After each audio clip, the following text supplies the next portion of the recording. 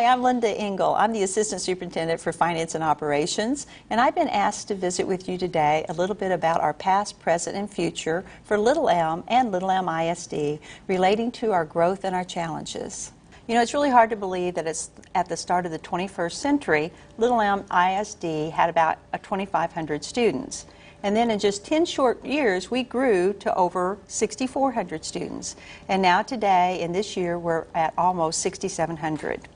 You know, one of the indicators of growth is the number of single-family building permits that are issued by the Little Elm town and community. And I can tell you that in 2013, the town issued approximately 800 building permits. This is certainly an indication of coming out of the recession that we've been in and looking toward growth in the future. That number represents a 229% increase over the 2008 numbers. In Little Elm in 2012-13, 700 new homes closed compared to only 500 new home closings in 11-12. That's a 33% increase, creating huge neighborhoods like the one that we see before you. That's nothing compared to the vision and growth projected for this 40 square mile district. Over the next 10 years, Little Elm ISD could grow to over 9,600 students. If you look at our slides, you'll see a 2014-15 elementary boundary that represents where our kids come from currently within our district, and our current enrollment is about 6,700. But then if you project out 10 years based on our projection, you'll see that we're projected to grow over to 9,600 students. And then at build-out, based on our demographers' projections, to be a little over 14,000. So each one of those red dots, as you see more red dots appearing, that's our projected growth, and that represents a student that will attend our schools. This same information is in graph form that you see. It's interesting to note that Little Elm ISD continued to grow even through the recession that we're now coming out of. Our student population grew from 5,353 students in 07-08 to our current 6,670 students. Even through the recession, you'll see that we're in an upward slope, so that's a good thing. But our forecasts are really where we have to pay our attention to, because if you'll look at the numbers, our projected growth, we're projected to grow approximately 2,000 students from 13-14 to 2021. That's 7 years. And actually, if you look out to the 10-year forecast, we're actually projected to grow an additional 1,000 students, making 3,000 students to make that 9,600 students plus in 10 years. With prosperity and growth comes challenges, though. One of the biggest is providing a rigorous educational experience in state-of-the-art facilities with amenities. And as always, money is an issue. I know some of you are thinking, you just said that we're growing like crazy. Therefore, we should have enough money from our property taxes and the state to cover the cost of this growth. Well, the truth of the matter really looks like this. You can see that between 2001 and 2007, our tax rate, combined rate, ranged from $1.53 to $1.84.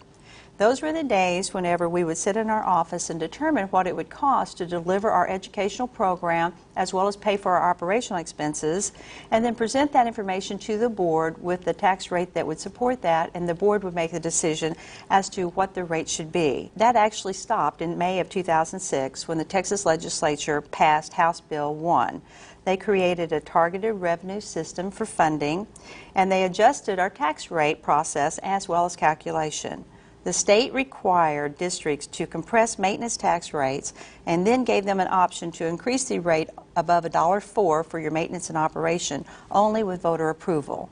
You'll note that in 2008, our tax rate on the M&O side is $1.04 per $100 in value, and has been at that level since 2008. We are currently at that level and will not be able to go above that level without voter approval. The school finance system that Texas implemented in 2006 using target revenue stated that they would allow all school districts to have the same revenues per student as they received in 2005-06. That means that we would be held at that same revenue per student level as we were receiving in 05-06 back whenever we could have set our own tax rates. These targets, based upon the 05-06 revenue per students levels, have not been adjusted for price increases or wage pressures or cost of new mandates that have been presented by the legislatures. So what we would ask you at this point in time, a true or false question. Is it true that Little Elm ISD's tax rate is lower today than it was 10 years ago? And the answer to that question is true. In 2013-14, our combined tax rate is $1.54. compared to in 2003-04, our combined tax rate was $1.73. So our tax rate has actually lowered significantly in those 10-year period. So let's go back to what the state said that they would do whenever they passed a law stating that we'd have to lower our tax rate. They stated that we are going to require you to lower your tax rate on the M&O side to the $1.04, but we're going to kick in, if you will, or pay the additional funds that you lost to keep you at the same level of revenues per student that you were in 05-06. So the graph before you, the chart before you, shows how our funding has dropped.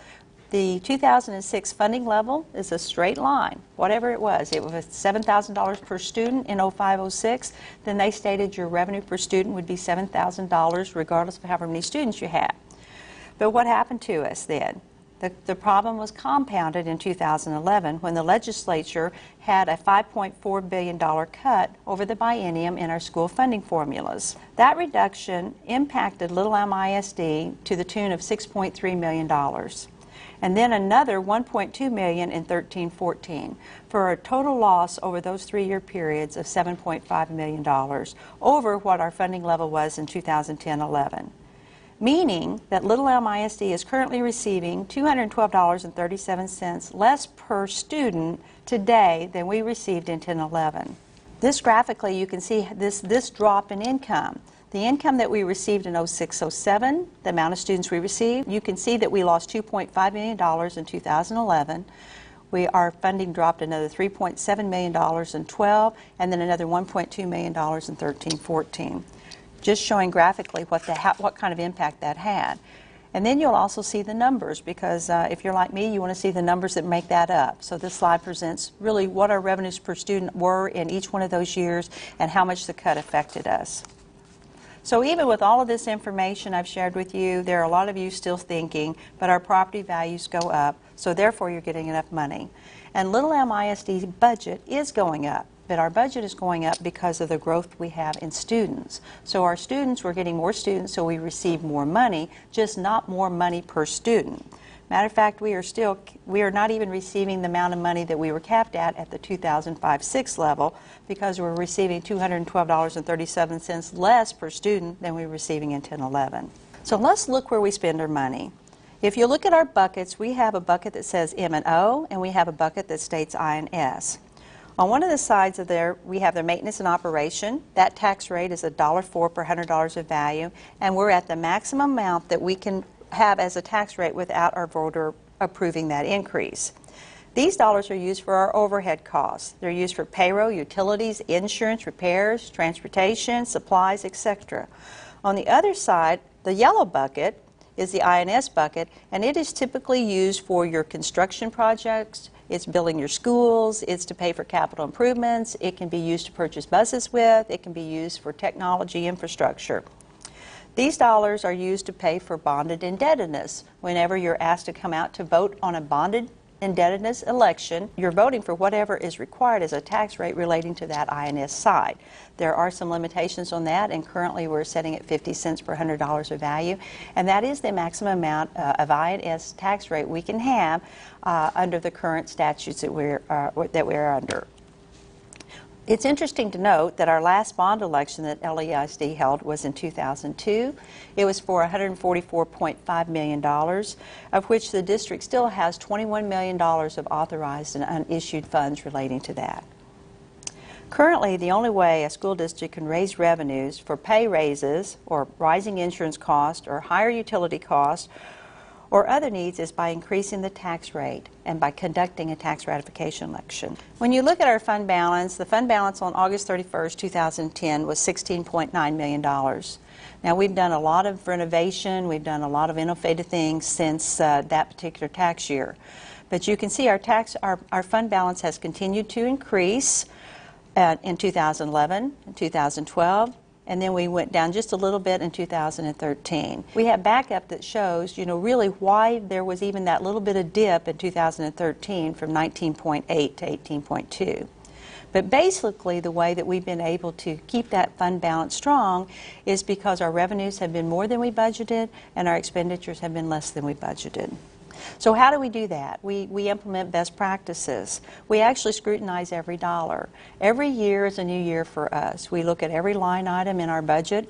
We look at every operational cost that we have to determine whether or not it's still cost effective. The slide before you shows some things that we are looking at relating to best practices for our 14-15 budget year.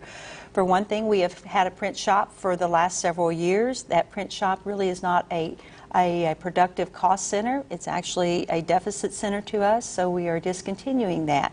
That will really free up approximately $30,000 of revenue that we can use for other things. We are very energy conscious. We have energy systems on at all of our facilities that we regulate. We're currently projecting about $180,000 cost over what we have budgeted relating to utilities, primarily electricity. We have transportation and fuel expenditures that we have every year. As most of you are aware, we went out and purchased 42 buses last year based on the approval of the board. They are all propane buses. We anticipate saving a little over $100,000 in that cost area. Our copier contract was a 5-year contract. It's up for negotiation, and we're looking at saving about $100,000 a year on our copier contracts. As well as in our payroll. Our payroll has thousands of line items. We go through each and every one of those line items to see if there's anything in there that is no longer necessary. And based on that, we look at cutting about $550,000 relating to the payroll cost. It is interesting to note that since 2010, we've had to restructure a lot of the debt of the $144 million that was issued back in 2002, plus previous bond issues. Based on refinancing those, if you will, at lower interest rates, our financial advisors have just notified us that since 2010, we've saved a little over $18.9 million in interest savings over the life of the bonds. So that's kind of how we do it. We utilize best practices. So how do you know what we're telling you is true, and how can you verify what we're telling you is true? There are several sources of information that really confirm or would deny what I'm communicating. The Texas Education Agency has an evaluation system called FIRST, Financial Integrity Rating System of Texas, and there's about 21 criteria that they look at to determine whether or not we're managing taxpayer funds appropriately. You'll see that we have a superior rating on that. That's the highest rating that it can be offered by the state. We also look at our bond ratings. Our bond ratings have been upgraded twice since 2010. We are currently sitting at a -A-, and I can tell you that to get bond ratings upgraded is a very difficult task. You have to show really financial responsibility as well as stability in order to have that transpire. And also, our comptroller has a Leadership Circle Award for transparency, and we're really pleased to report that last year we received the Gold Transparency Award, and for this year we've been notified that we'll receive the new Platinum level, which is even a higher level than they had last year. So those are some of the things that you might want to look at. I would encourage you to go out to our website. This information is on our website, as well as all our financial information, and we post that monthly. It has anything that you possibly would want to know about finances. It will have our tax rate history. It'll have our property value history. It just has just about any question you have relating to our finances, you'll find the answer to on our particular website under Business Operations. So thank you.